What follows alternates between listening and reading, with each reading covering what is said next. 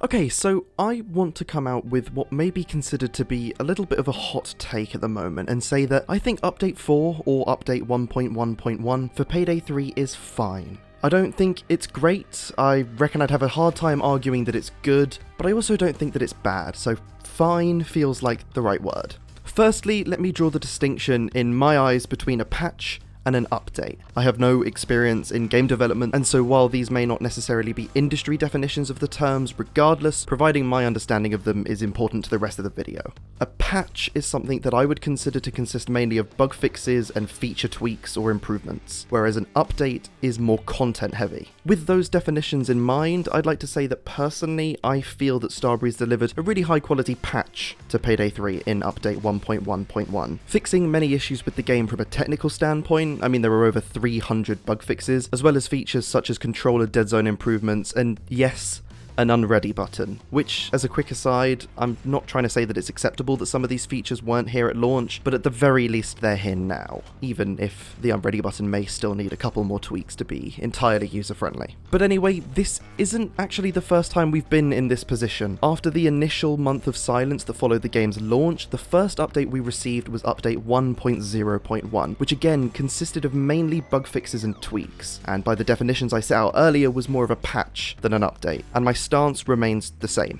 In fact, this is what I had to say about Update 1.0.1. Update 1.0.1 finally came out, consisting of primarily bug fixes, which we knew it was going to. Now, I could have made a video about it and complained about the lack of actual content, but that didn't feel necessary to me, mainly because we knew that the first patch was going to be just that, a patch with some bug fixes. We knew nothing was really coming, and so to complain about it felt a bit disingenuous, and I wouldn't change a single word of that when describing my feelings towards Update 1.1.1. We knew that it would mostly consist of bug fixes and tweaks to the skills from the AMA and the community update we got before the strike team was announced. Most of the changes to this update, especially in regard to the skills, were included in the What's Coming section of the January community update, which at the end of the day is what we were told to expect from the next update, being this one. I wasn't expecting them to deviate too far from their plans for this update once Operation Medic Bag was announced, and so again, to quote myself personally, I'd find complaining about this update a little bit disingenuous. And in essence, this update seems like a hybrid between what the team was planning before Operation Medic Bag, with a couple of the easier to implement Operation Medic Bag changes sprinkled in for good measure. I feel like Starbreeze may have benefited from referring to this update as a patch rather than an update, and I brought this up during a LilGuyG stream, a fantastic content creator in the Payday space, and a Starbreeze partner on top of that. I left a message in the chat that read, "This was definitely more of a patch than an update. Feel like Starbreeze kind of shot themselves in the foot by calling it an update." And this was his response. Yeah,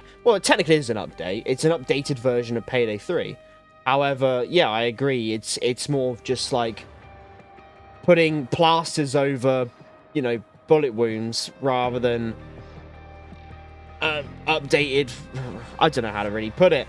It's just sort of like, yeah, it's just a patch. You basically said it. I don't know why I'm trying to go further with it.